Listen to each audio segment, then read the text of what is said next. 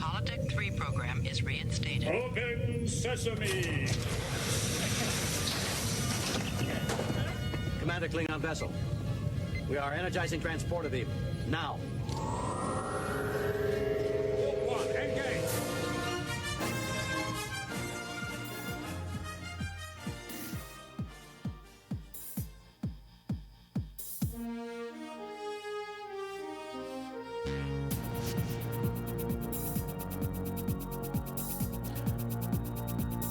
Okay, hello, welcome everyone to Star Trek from the Holodeck, Rayman Digital's exclusive Trek-themed series.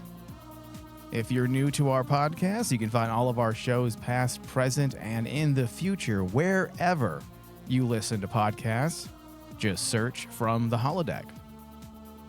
Okay, so how are you today, Dave?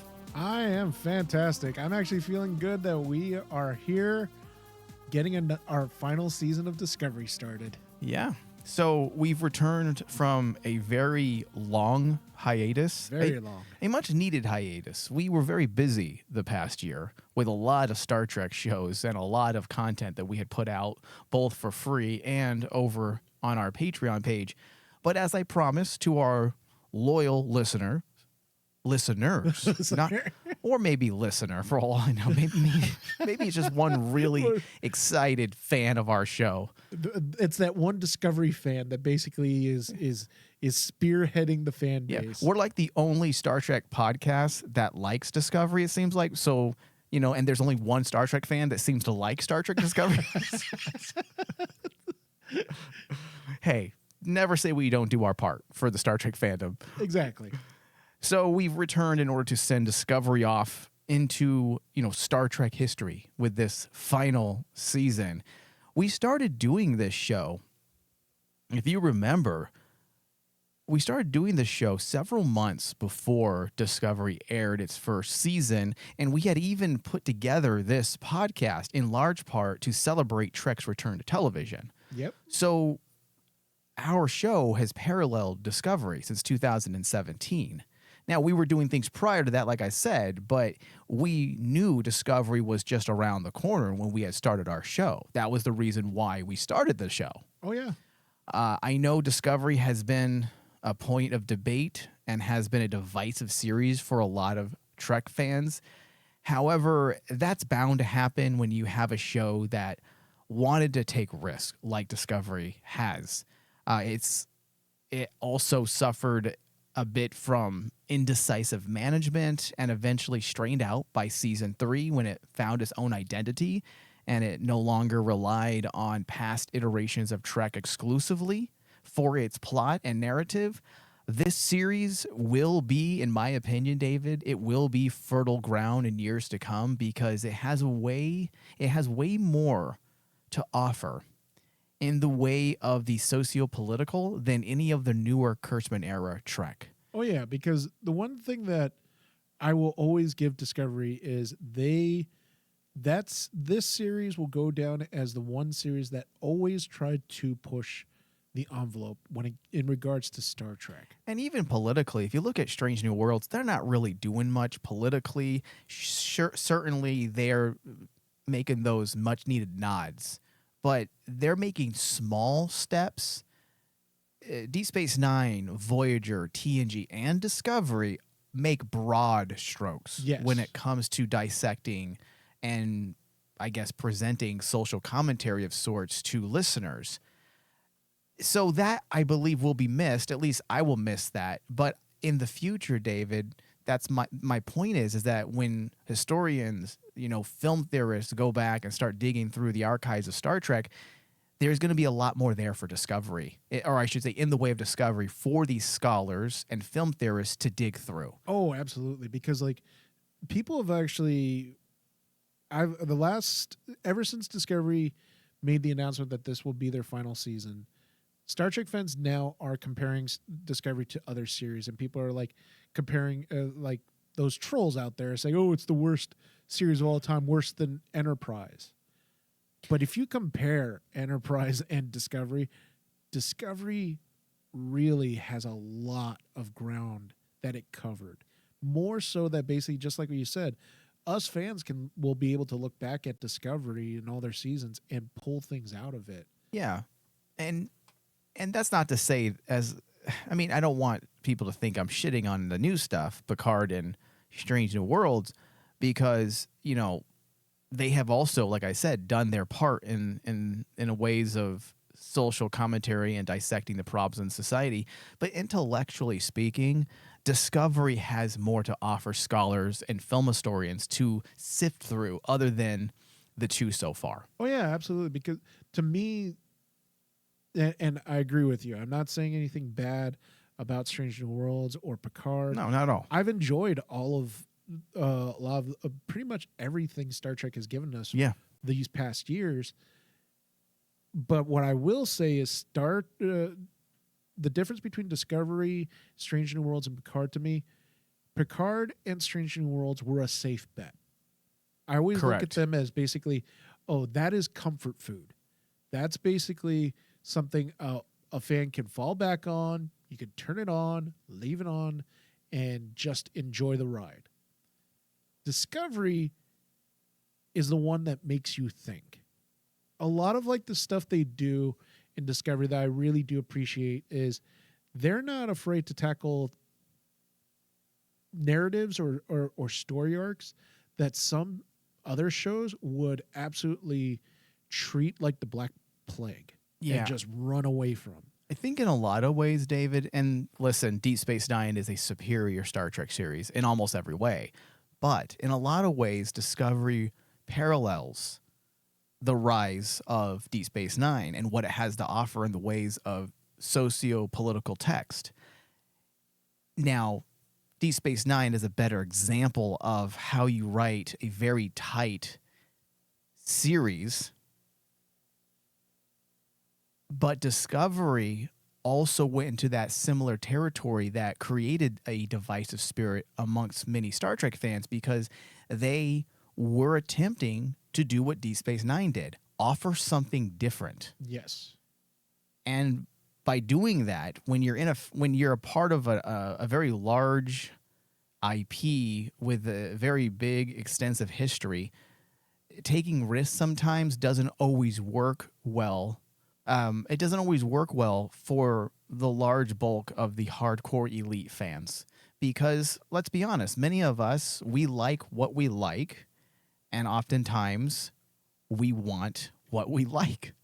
And we are closed off to the possibilities of the new because it's new. That's very normal. That's very much a part of us as humans. We are comfortable with the things we understand. Yeah.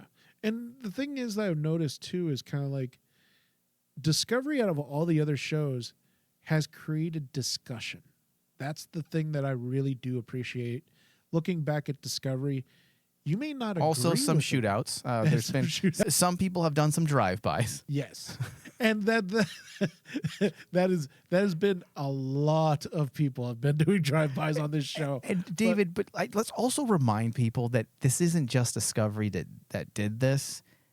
For our young listeners, they may not realize that Discovery's not the first show that generated a lot of toxic hate. Yeah. Deep Space Nine also did a lot. And this is pre-internet. Oh, yeah, absolutely. And that's or pre-social media, I should say. And I think that there's a difference between this toxic talk compared to, like, say, like, when you talk about the toxicity around, like, say, like a show in Star Trek's history, like Enterprise.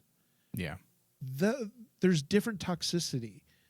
I think that basically shows like Deep Space Nine and Discovery, what they're able to do is create discussion. Mm-hmm.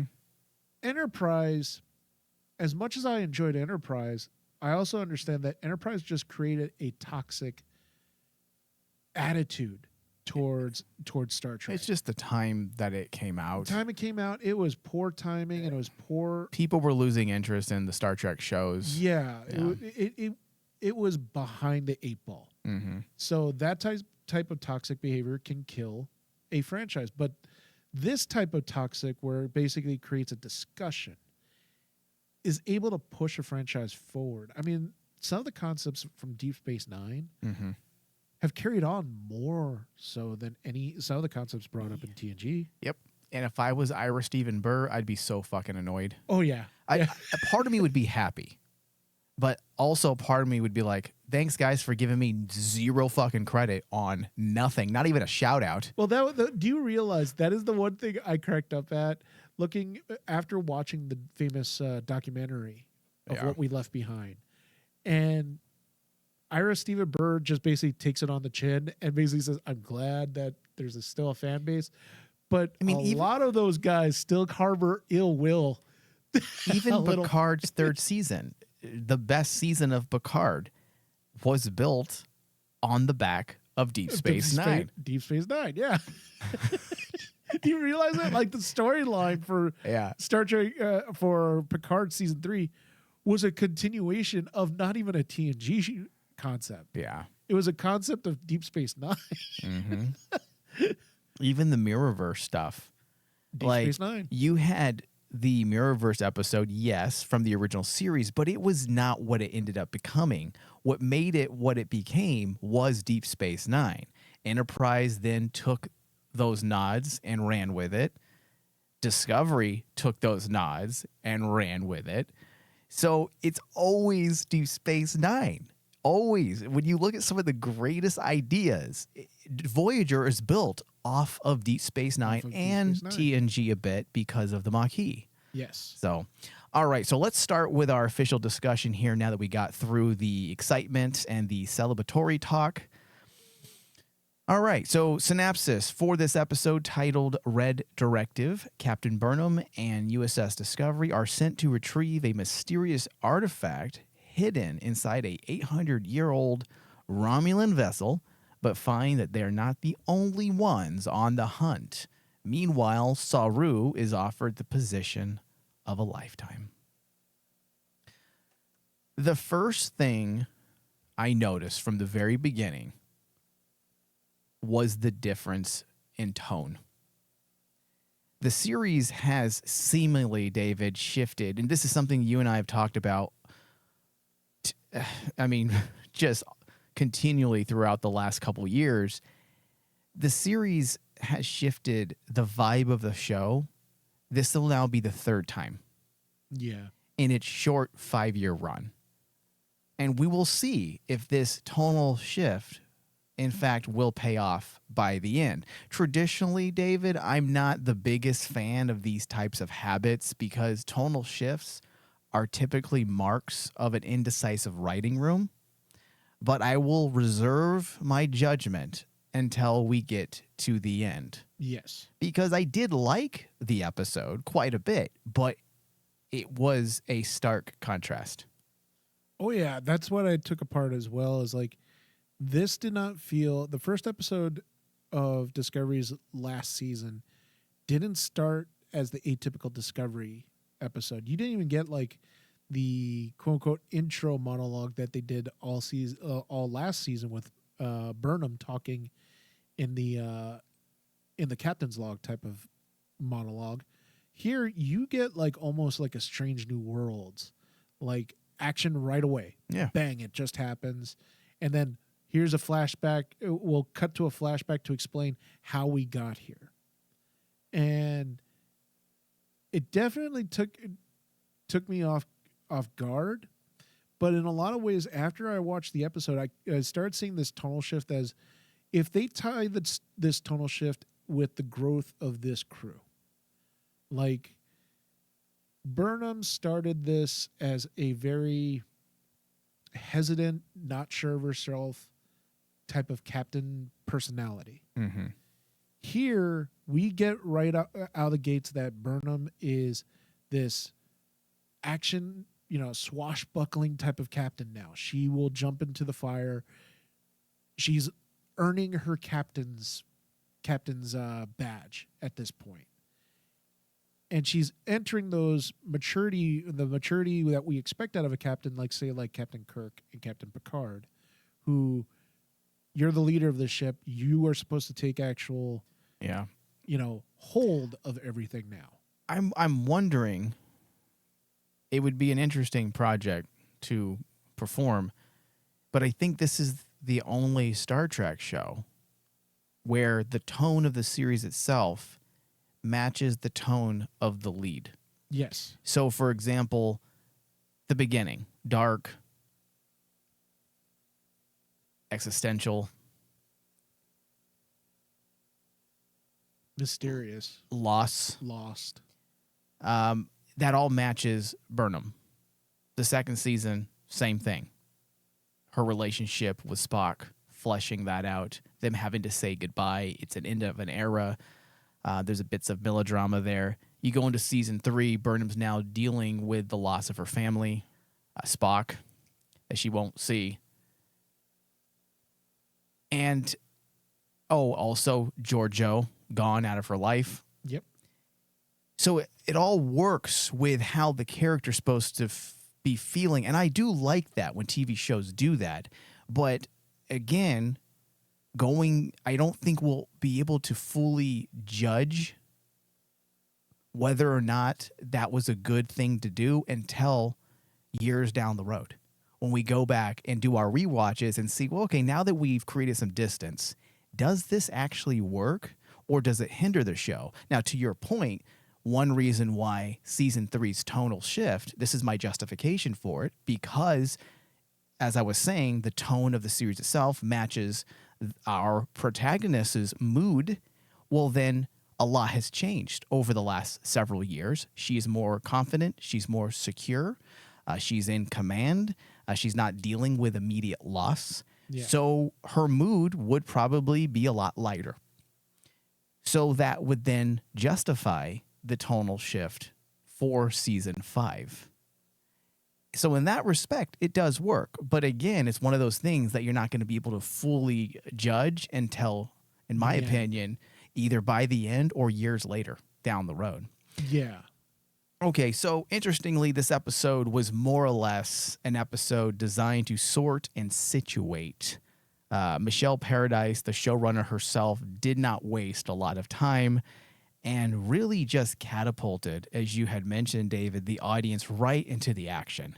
It was more or less reminiscent of Trek's earlier swashbuckling hijinks, as depicted in the opening moments with the introduction of Maul and I believe Lack. What is up with all these Lack names? And we're putting apostrophes now and just fucking up the language. You have to make it sound almost Klingon. Yeah. The introduction of Maul and Lack and the subsequent chase, which that chase scene was really cool. And it might have been some of the coolest things we've seen in Discovery to date. The thing I like the most about being in this era of Star Trek is that the writers can come up with really interesting concepts that are not capable when crunched between eras of canon, whereas this era liberates them, allowing them to write or come up with really intriguing ideas pertaining to, fictional Trek technologies. Seeing Maul and Lack's device that penetrated the hull of the Romulan ship, and then the vacuum of space whisking Burnham out into space, where she then activates the instant Iron Man spacesuit. Yeah. I mean, it was cool and it was exciting. It felt like I was watching not a Star Trek series, but a Star Trek film. It was very cinematically exciting. Well, not only that, even down to the effects. It wasn't just the fact that Lack and Maul basically produced essentially a bomb to cut through the Romulan ship. Yeah. They created a singularity, that's what it was, right? Yeah, which was So amazing awesome. seeing visually. Yeah. Because it wasn't just a bang or a flash or anything else like that. They added the dimensions of actually showing, no, this is a singularity happening, like a mini black hole just happened, just in a fraction of what would happen in doing that. Yeah. And I think that basically this is one of the strengths from last season of Discovery, where they really started thinking, we're in the 30th plus century now. Mm-hmm. Technology has had to have gotten better. The idea, besides just simply a personal transporter device, which Exactly. that's the only one I'm still suspect about. I don't know if I like that, but Well, that's because- besides the point. well, because they just threw that out there without actually giving it some kind of science meat behind it. Here, they gave a little explosion some scientific meat by showing a visual, Just watching it, yeah. just watching it. Yeah. And sometimes that's all you got to do. And they learned that. I remember just watching last season, which I really enjoyed because I was seeing that their visual effects of the technology, they were legitimately trying to push it and show, okay, we're gonna take away, we're not just gonna just give some scientific jargon like in dialogue. We have to explain this. You know, it came down to even like improving the holodeck technology where everything was tactile. Yeah. That was cool. Yeah. And I'm hoping that basically that little bonus from the last season carried on, and in an action sequence. And remember, I've always felt Discovery is not the Star Trek series where action happens. Yeah. It's usually, hey, let's take a step back, let's have like a moment. We're supposed to talk it out. Yeah. Not go guns a blazing. Yeah. But David, that is something that Discovery has done very well since the very beginning, setting aside visual effects for a moment, but just the whole cinematic excitement. One notable aspect of Discovery is its consistent, I guess you can say, aesthetic appeal from the meticulous mise en scène, you know, the compositions, to the vibrant color grading. You know, following season 3, particular attention specifically has been paid to the utopian architecture. There's a vast difference between old Federation architecture and then what we have in the 32nd century. It's more prominently vertical and horizontal lines, accessing what's the word I'm looking for? Vertical and horizontal lines of access. Yeah. It's very utopian in design, which that does make sense because we're dealing with a utopian society. So even stuff like that has just really cut through for me because I am into the visuals. We don't really get into them as much as we used to, just because we'd be sitting here all day when it comes to Discovery, because Discovery has just always been on their A game when it comes to cinematography and the overall compositions and visuals. Oh yeah, because like that, me and you talked about this in the past with one of the seasons where we were saying when they jumped narratively into the future, this was going to be an interesting take that Star Trek was going to be having to go on, because you can't just say the technology was stagnant, or you can't say that the Federation, the way it looks, is stagnant. Although you can justify that maybe it's not as advanced as it should be because of the nature of the burn. Exactly. That was the genius. Yeah. As much as me and you did not like that burn storyline, Well, and just how it turned out. Yeah. That was a really brilliant, when you look back and you take a step back and you say, okay, let's see how that story beat fits into what they were trying to say. Mm-hmm. That event in the burn is the reason why the Utopian's not all crystal nice and clean. There's a little rough edges to it. Or why technology isn't exactly where it should be when you take into account 1,000 years have passed. Yeah. And that's why I was like going, okay, I feel bad because back then I was a heavy critic of that. I was actually a heavy critic of this thematic visuals that they would do for like Discovery, where it was like, we're supposed to be in a utopia, so everything has to be perfect, but everything looks dirty also. And it was like, for a while I felt, oh man, it feels really You're inconsistent. talking about the 3rd season? Yeah, it felt inconsistent. It was just the nature of the setting. But now that I'm able to actually just take a step back and see it play out, because it goes to like what you said, this is something we have to let cook. Yeah. We have to let it cook and basically see it to the end. then we can actually criticize that. Yeah. And now I'm like you. I'm looking at this. I'm going to go, okay, I see these little breadcrumbs in the first episode where you're taking everything you've learned from the past seasons and showing us we haven't forgotten. We're going to be pushing it. But we're also showing that they've kind of mastered that technique. Yeah.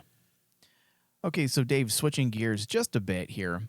Even though the producers themselves and the writers were not aware that this would be, in fact, their final season prior to filming and even wrapped production, before they even heard through the grapevine that the series was going to actually come to an end with this upcoming season, the episode did feel like it was wrapping up loose ends and setting up new avenues of exploration in all contexts. Sonequa Martin Green, I believe, had said a similar sentiment in an interview just last week, where she essentially alluded to this idea that there is a finale feel to the 5th season, and she says that's essentially just a happy coincidence because they were all unaware that this would be their last season. Now, they did go back, according to reports, as well as I believe Jonathan Frakes had said this, that they did go back once it was announced and they shot additional things in order to bring the show to a conclusive ending. So we do know that. It's not like they're going to leave us hanging. Yeah. Now, when it comes to, setting up these new avenues of exploration, the wrapping up of loose ends, you have the aspects of Saru contemplating his future and his relationship with the Vulcan president of Navarre. Also, the Spore Drive program being shut down and the advent of the Pathway Drive, which we will talk about the Pathway Drive a bit more in a moment because it is a relatively new term, and I believe we've only heard it twice.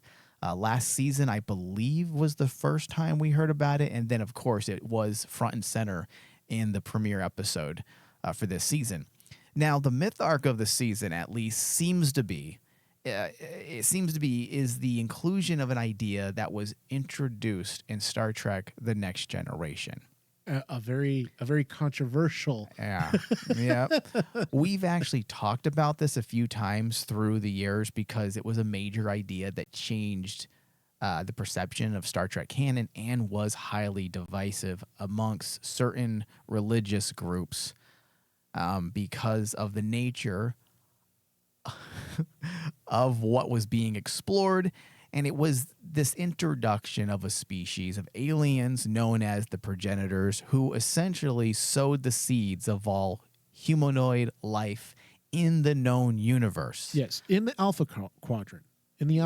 Because they actually had to they had to go back and explain that they just affected Alpha and Beta Quadrant.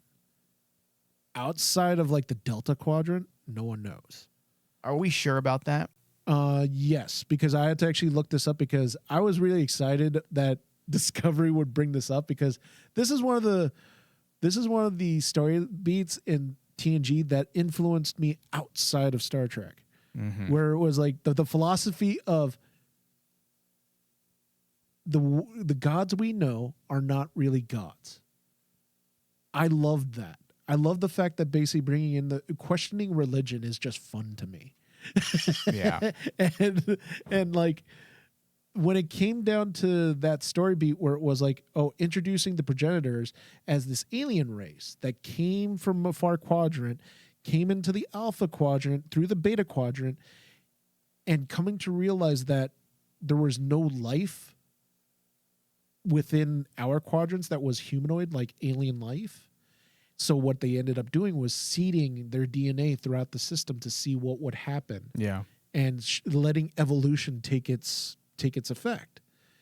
And essentially saying that there's no such thing as God in Star Trek. Yeah. And I also think at that time it didn't come as a surprise to the character. Of course, in canon I'm talking about, because most of the characters in Star Trek have always been conceived as strictly science-based. They are spiritual at times. Yes. But spirituality is different than subscribing to a religious doctrine that asserts that there is one God, a being above all else. Yes.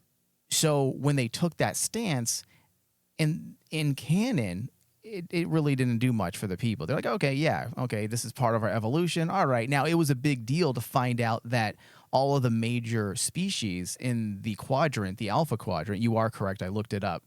I wasn't sure about that, were in fact all related. Now, also, if you go back to Star Trek Voyager, there's another species as well that's outside of the alpha quadrant only because they migrated over the course of a millennia, and it was some lizard species. I don't remember the entire episode, but it was actually, the entire episode was presented from the perspective of the alien species, and they were investigating their roots, and they stumbled upon the Voyager crew in their quadrant, and they realized that they have, they share DNA.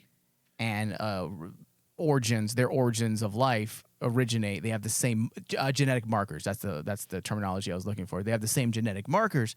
So who knows how far this goes? But the point is that the Discovery writers, they're going to be using, or they have used, the TNG episode, which was titled "The Chase," and was the 20th episode of TNG's 6th season. In the episode, essentially, Captain Picard discovered a message from a race of ancient aliens known as the progenitors, who in fact seeded life in the quadrant. And the reason why this is important is because the entire series, presumably, is now shaped around this very small aspect of a single episode of Star Trek. Because you do the whole thing that makes that episode interesting was the reason behind why the progenitors did this was they were hoping that basically all the species would realize that they're all related and there would be a massive peace throughout the galaxy.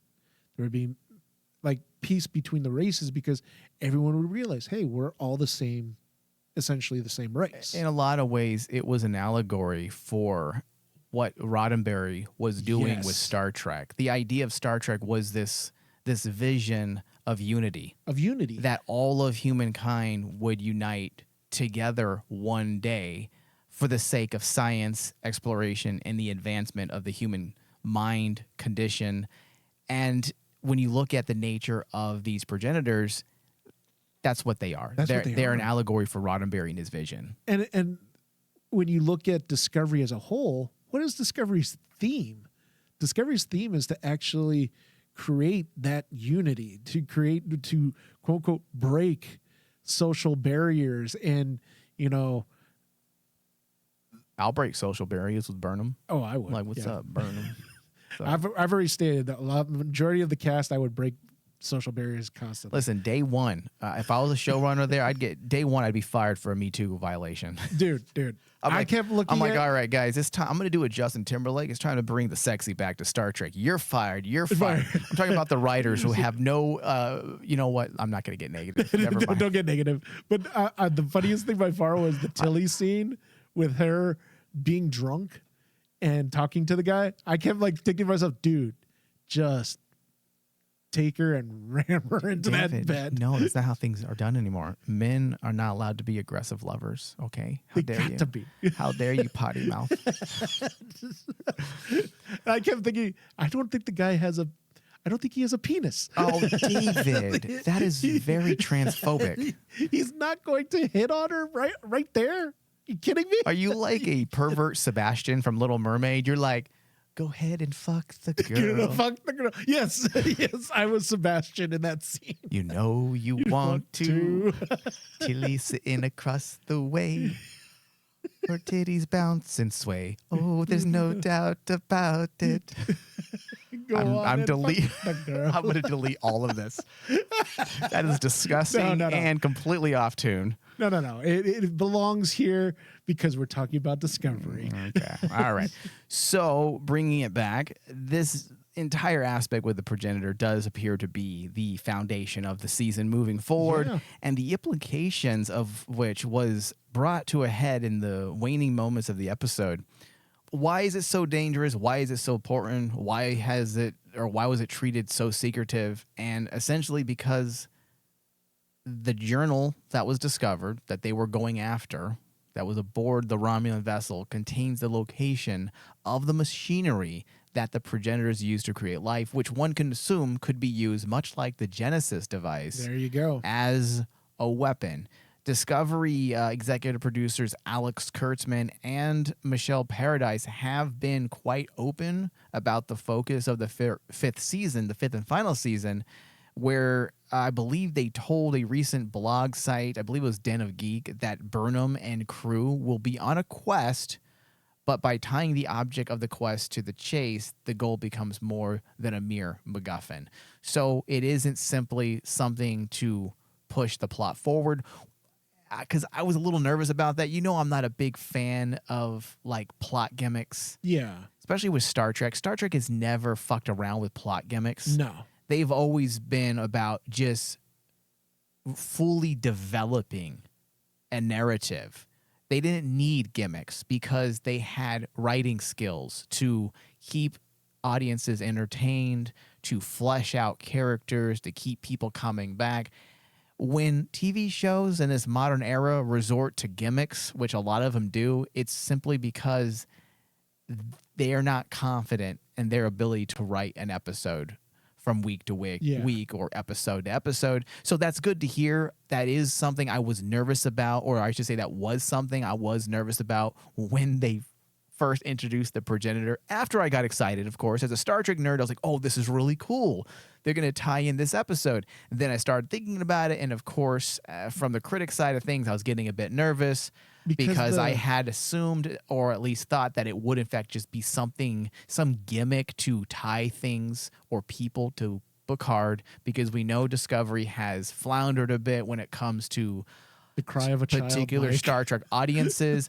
Well, yes, let's not talk about that. But I was afraid that the use of Jean-Luc Picard's name and this episode was simply a cheap way to drum up excitement, because what does this also mean with the introduction of the synth and them now also using Alton Soon's name? Are they trying to get us ready for Captain Picard's impending arrival in Discovery's fifth season? We know it is possible that he is in fact alive because of the nature of his death. Yes. In the second season of Picard and his resurrection as a synthetic. Ugh, it still sounds so stupid. It hurts your brain, doesn't it?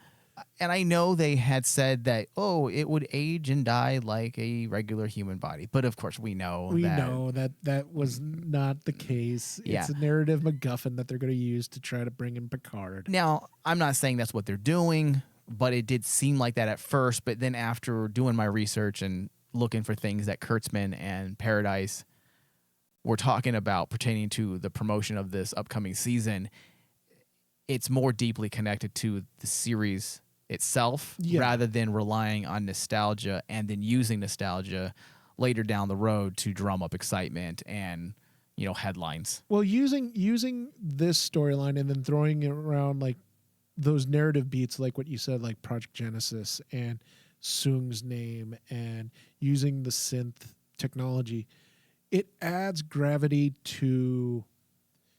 It gives gravity to the threat. Like, it's not that's where the MacGuffin, where I feel that using a MacGuffin, but giving it some gravity to it and basically giving it some plausible, reason why it's there.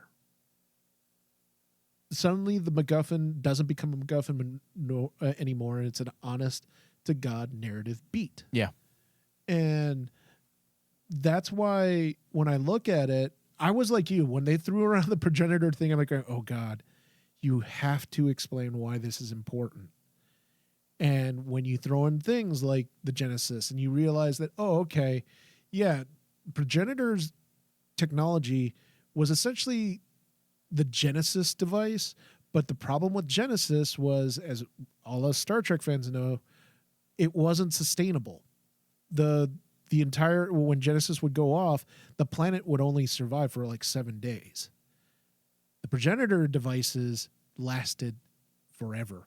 Well, we assume Genesis, I don't think, was designed to create actual humanoid life. Yeah. It was supposed to create habitable. Yeah, you're right. Habitable life. Habitable. Habitable. Yeah. Habitable life. Habitable. Yeah. It was a terraforming device, is what Yeah. essentially. Yeah. So let's talk about what they gave us in the way of character development or the setting up of our key characters. So there was a bit of a sidelining of various characters, and understandably so, with the nature of this episode and what they were attempting to do and what they did do. I felt quite correctly, just getting the season going on a high note. It worked, but there were various characters that we can point to that did have some moments. Let's start with Book. A character that we have joked about for quite some time, not because he isn't interesting. He's actually a great addition to the crew or to the cast of Star Trek Discovery, but it was more or less the way they ended his story last season. We had made numerous remarks that it felt weird that you had a character that tried to commit genocide. And the only form of rebuke or punishment or comeuppance was essentially community service. Yeah, becoming Burnham's cabana boy. Yeah, he got sentenced to ongoing community service. Now we see what it was more about at the beginning of this episode when he said that I go wherever the Federation points. He's not happy. Yeah, which I was actually satisfied with that, because my biggest problem with Discovery is the lack of repercussions for characters' actions. If I had to point to one thing, that's what it would be. Yes. There are no repercussions. Everything ends on a high note, or people get away with the most ridiculous of things and you frown and like wonder why. And people might point and say, well, Michael, Star Trek did that all the time with Kirk. He did so many things and he never faced repercussions. And I would disagree with that. And I'm not going to go through the history of the movies and the nature of what they were trying to do. They always found funny ways to allow him to get away with certain things. Yes.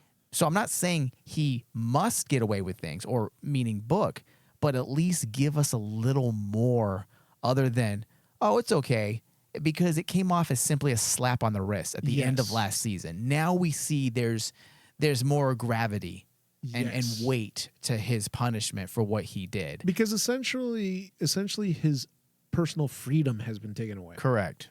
And so much so that he lost his relationship with Burnham. He lost his relationship with Burnham. He doesn't have that ability. Like, I like the fact that they used the relationship with Burnham and Book this time to kind of push the fact that Book is being punished for what he's done. Yeah. Where it's kind of like Book wishes to be free. He wishes to be out there with Burnham and having all these adventures. And when he's like telling her, oh yeah, we should have done it like this type of plan that we had back here. And he legitimately almost has this almost prisoner mentality now, where it's like, I'm behind this glass. I can't do anything. He's a lot more glum. He's not nearly as... Which that could also be the fact that he did lose his entire home planet, and that's gonna leave an emotional mark for quite some time. But also add to the fact that he's essentially been sentenced, and he has lost his relationship with Burnham, someone that he was in love with. I'm also okay with that from the Burnham side. I did like seeing the two of them together. I'm a fan of shipping. I like relationships and shows. I think it can work really well. It hasn't always worked in Star Trek. It hasn't. But the ones that do work really do stand the test of time. Riker, Deanna Troi, Dax and Worf, DePaul and Tucker. Yeah. They B'Elanna and Paris. They stand the test of time. The ones that do work absolutely work. And that's why it's sad to see Burnham and Book not quite work out, at least at this moment. I'm sure maybe by the end of the season, maybe they'll find themselves again, and that would be an interesting story, actually, and a great way to bring a bit of a finish to Book's and Burnham's storyline, because this is the end. And what a great way to send them off, being somewhat happy, because we don't know if we're ever going to see Burnham again. Yeah. Discovery isn't the most popular Star Trek series, and once it goes dark, it's probably over. Now, we also have Saru. which was probably the biggest change, I would say, of the crew so far, because you have a character that has now decided to forego his passion of being a part of Starfleet, and he wants to become an ambassador for the Federation so that he can be closer to his, I guess, would-be wife now. Yeah, his significant or other. his soon-to-be wife, his significant other, the Vulcan president. It is an awkward pairing, but I do like the sentiment, and I like Saru, and he is such, the actor that plays Saru, I always forget his name, is so convincing. No matter what you give him, he makes it work. Yes. This is the one that basically I feel like I think it was last season or the season before, where Saru left because of, I can't even remember the character's name that caused the burn, but when he left the Federation for that character, that felt hammer-fisted. Yeah. And it felt like, what the heck was going on? Here, I think this is like His name was Sukal. I only remember that because I hate him. But like, You make me happy. You make me happy. You make me. What is he, Ben Stiller? But this, in regards to this, at least when he makes this decision to leave the Federation because he wants to have an outside life outside of the Federation now, that makes sense to me. The way they played it here is night and day compared to how they tried to do it with the Sukal thing, where he wanted to take care of Sukal. Why? Yeah, I will. Even though I didn't like the Sukal thing, it does make sense for a character like Saru, because if you look at a brief snapshot of his history on Discovery, from the very beginning, what has he been about? He's been about searching for a connection, a family, a familial connection. He was upset with Burnham's relationship, or jealous of Burnham's relationship with Giorgio, because he wanted Giorgio to be his family. Then he bonded with Burnham. Then he bonded with Sukal. I like how you kind of get that disappointment. One of the worst characters in Star Trek of all time is Sukal. I don't give a fuck who's listening. I'm sorry. It was the worst. Mike, it's his cry as a child. Let's not get into negative. This is the final season of Discovery, and I want to enjoy myself. Let's not bring up old shit. But it does make sense. If you look at his character, it does make sense for him to make a decision like this, because he's always made very important decisions through the lens of familial desires, wanting to connect with someone. Well, look at even like his decision about with his sister. Yeah, exactly. That was a big one too. Yeah, and it was kind of like this one in particular makes so much better sense because of how they portrayed it. Yeah, I do dig Saru and what is her name? Terrell? Is that her name? I think that's her name. You don't need to worry about looking it up, but I do like their relationship. It is a bit awkward, but I do like I like the two of them both. Yes, and I think that's why, even though it's awkward, I'm okay with it. But the awkwardness goes to like what me and you have talked about, is like, this is the awkward that we expect out of Discovery. Discovery is a series that, for some strange reason, relationships have to be awkward. Even with Burnham and Book. Burnham and Book is like, for some strange reason, there's moments when they have to be awkward. Yeah, but that, I think, is built into the narrative. I don't think it has anything to do with chemistry per se. I think what you're talking about is a chemistry issue. Yeah. Yeah. But like, I'm really hoping that basically we get to see Saru and the Vulcan president kind of like their relationship grow. Yeah, I'm sure that's what they're going to be doing. If this is our final season and everyone behind the scenes is saying that it feels like an ending, I'm sure it's going to feel just fine. Now, I will say, David, one particular character that I'm really happy with is the magnificent, triumphant foil of Burnham, Captain Rayner. Why am I not surprised? God bless Star Trek Discovery for casting Callum Keith Rennie, I believe is his name. Yeah. First off, super big fan of that guy's work. That guy is just, he's an underrated talent that has never gotten credit. I swore after his run on Battlestar Galactica in the mid-2000s that he was going to be the next big thing. He was so damn good. He has so much screen presence. There's so much fucking swagger and gravitas to his performances. He's an old school actor. Yeah, I really dig him. And the fact that they're pairing him up with Burnham, I'm going to tell you now, David, this is what the show has been missing. Discovery, in a lot of ways, is the most touchy-feely Star Trek series we've ever been given. I'm not saying that's a negative. That's just a fact.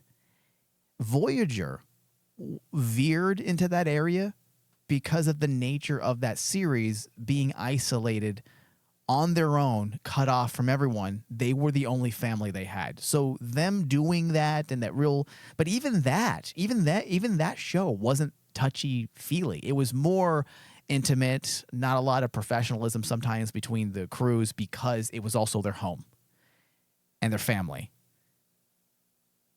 Discovery needs a character like Rayner. He's a foil. He's someone that's going to challenge Burnham.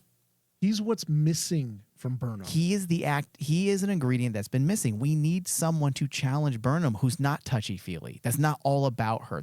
Someone who hasn't drank the Burnham Kool-Aid. Think about it like this. The times that we've seen Burnham flourish is when she's challenged. She's given a challenging, I put this in parentheses, authority figure that basically will keep her in check or challenge the way she thinks. Emperor Giorgio was a lot like that. That's why when she left the show, I was so disappointed, not because the character was so interesting, but because she was the perfect narrative tool to help you shape your protagonist that much better. Or heck, look at the other characters that have kind of fit that mold. Yeah. That she's been missing. Pike, when Pike came on, Pike showed Burnham what a true captain should be. Yeah, but he also wasn't antagonistic, and I think sometimes you need that type of character to poke you in the ribs, so that we can. It's a writing trick that helps audiences understand characters better. Yeah, you create friction, not animosity. We don't need drama. No. But just a friction there, because then it allows the character themselves a justified introspection. Yes. To wonder if they're doing the right thing. That's the whole purpose of a foil in writing. And Rayner seems to be that character. Now, I have seen reports that he's not just showing up for one episode. He is a permanent fixture in the final season. I hope so. I really do. After this episode, I'm like going, I want more of Rayner, because he is, for me, what Jason Isaacs was to Burnham from season one. It's a little different, but I get what you're saying. It's kind of like that figure that basically keeps Burnham on her toes. There you go. Yeah. But the difference between him and like a Jason Isaacs character is like, I really think Burnham and Rayner could legitimately be a great pairing as two captains together, kind of like how Picard has Riker, or even Admiral Kirk and Captain Spock. Yeah, Kirk and Spock. Rayner, what he did, my favorite scene is when he basically is listening to all their math and trying to figure out, oh no, what about this scenario? What about this scenario? And then out of the blue, he basically says, hooray for 70%. And I'm like, going, he has a point. 70% is better than less than that. He's an asshole right now, but that's purpose. That's purposefully done. And I get what they're trying to do. I really hope he stays front and center. I hope they don't do something like turn him. Don't turn him. He has to be kind of like a permanent fixture. I don't mind. I don't mind if he eventually comes to see eye to eye with Burnham. I think that's the nature of Star Trek, unifying people's perspectives by the end. But I want him to continue as that antagonistical element that does in fact keep Burnham on her toes. Okay, Tilly. We already talked about her a bit.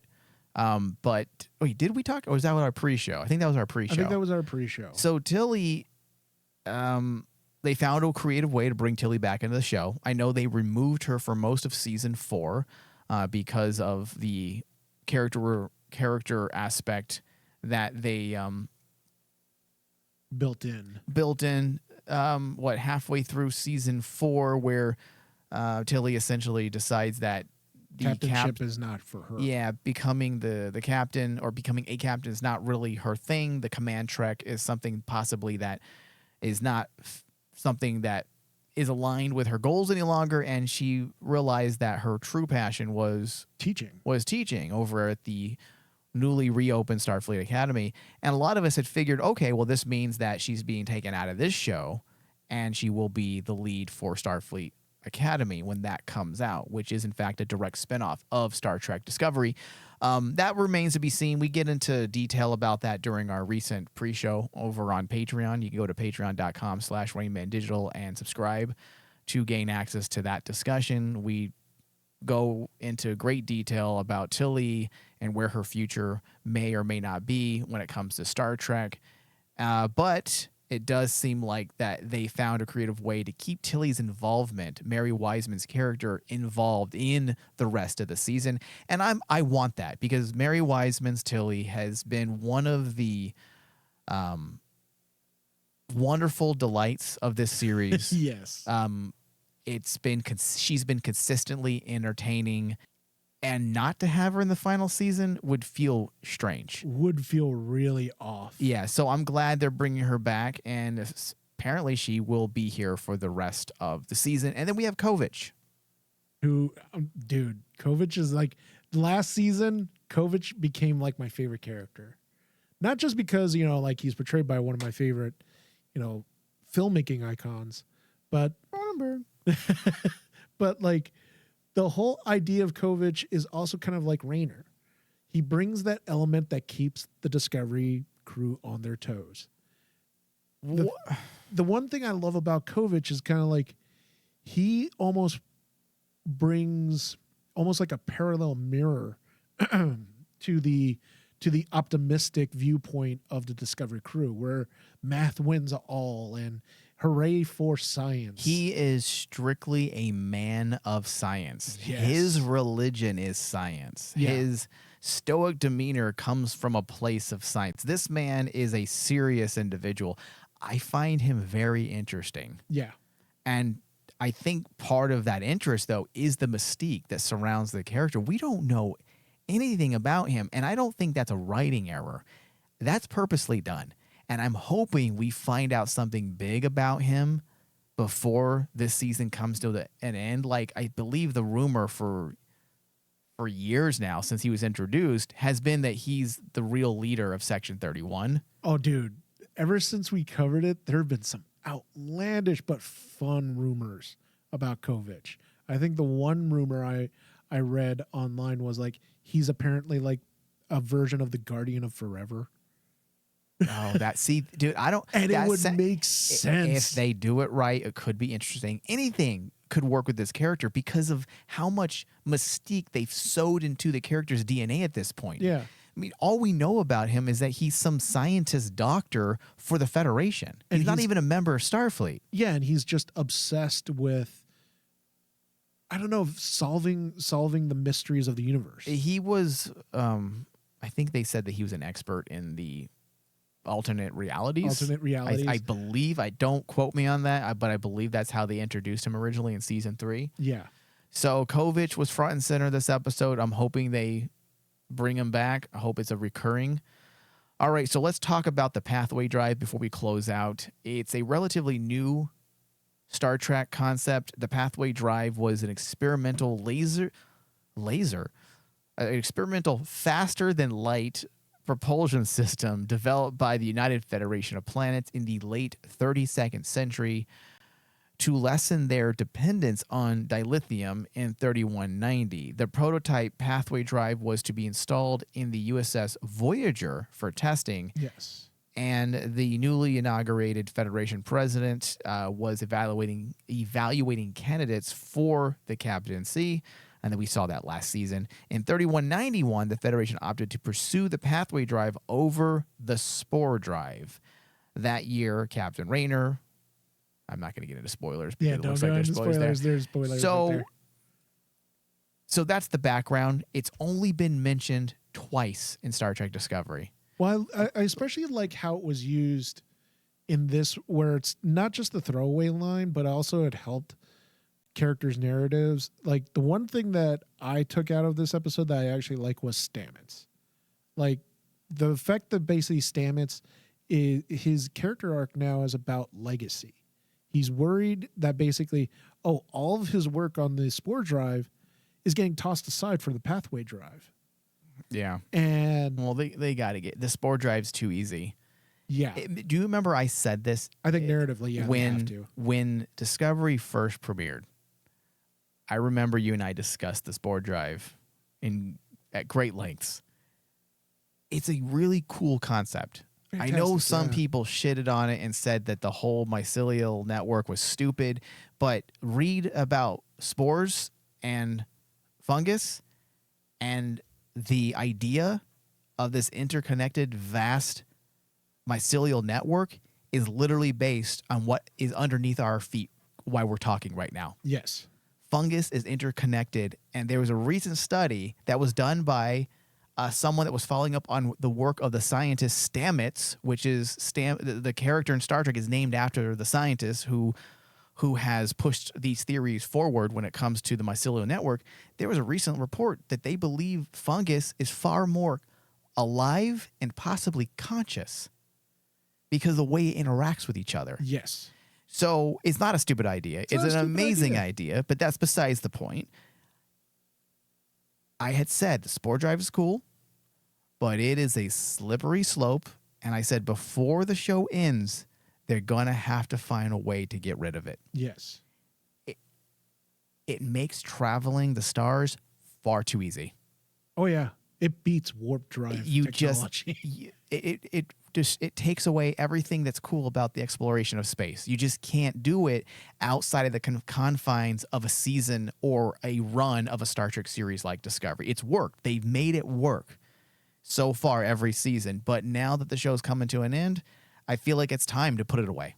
Yeah, just narratively, I understand. I Yeah. understand that basically they have to get rid of, because the Spore Drive in itself is the biggest MacGuffin in that started, and It's not a MacGuffin. Well, it's one of those the narrative beats that they introduced that I'm like going. the MacGuffin in that season was Ash Tyler and his entire fucking story arc.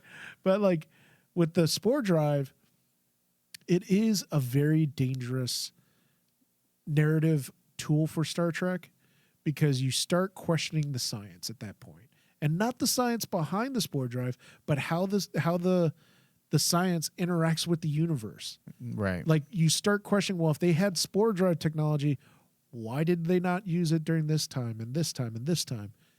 And it just Well, they did close out that I bit. yeah. Yeah, they did But close out. but it just like what you said, it removes that romanticism of Star Trek of exploring.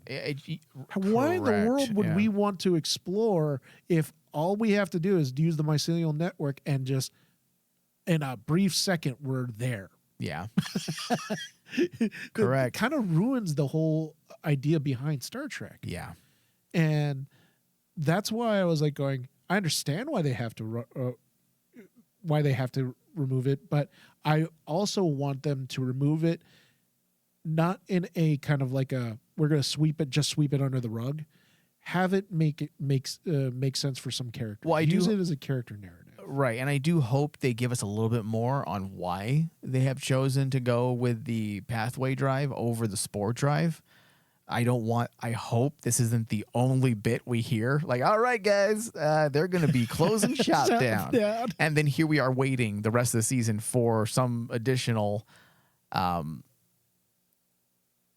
story to beef up that explanation a bit more, to give it some more oomph, and we don't get it. That would suck. So I'm hoping that they didn't just give us what we needed in this past episode and then that's it. Yeah. Let's call it a day, guys. All right, David. So overall, I enjoyed the first episode of season 5. I thought it was a great way to start the episode. Lots of excitement, intrigue. I am locked in. I'm ready to see what happens this season. I'm going to go with an 85% for the first episode. What are your final thoughts, David, and your RMD score? I'm going to surprise you because I actually had this written down at a higher score than you. Oh, really? Because I thought that basically it's been a while since we got to cover Discovery, and you usually lead the charge for it. But this episode, I was left really excited where the series could go. Mm-hmm. And I love that there wasn't many character narrative loose ends that were like just dangling in the episode. Like, unfortunately, though, like Discovery in the earlier seasons did a little trying to find their footing. Here, I'm seeing like really great progress. They know what they're doing at this point. I like where they're going. And I actually ended up giving this a 89, which is like 4 points more than you, which I was really surprised with. I thought you were going to go with a 90 on it. But like, that's why I was like going, I'm really excited for where they're going. It's going to be interesting to see, okay, is this going to be a season wide story arc that we're going to do with the progenitors, or is it just like what me and you have talked about in the past, where they're going to be cutting back on like less serialized and more episodic, where it's going to only be like 1 or 2 episodes? I'm only afraid because they're trying to change the tone that they don't go as deep as they have. Yeah. And they offer us more superficial stories. Strange New Worlds, even though I really enjoy that show and there are some excellent episodes and overall the season is just really great, because of the nature of how they're writing those shows, those episodes, and how short the season is, the episodic and the shortened season doesn't work well together so far, in my opinion, for Strange New Worlds. There's just not enough there by the time you get to the end. I'm hoping they don't turn Discovery into that, because the saving grace for Discovery has been its deep dissection of character. Yeah. Well, I know people say, well, the Burnham show. Well, at least Burnham and the surrounding characters that matter to her development. All right. On that note, David, let's end the show. I want to thank everyone for listening, and thank you, Dave. Thank you. Live long and prosper.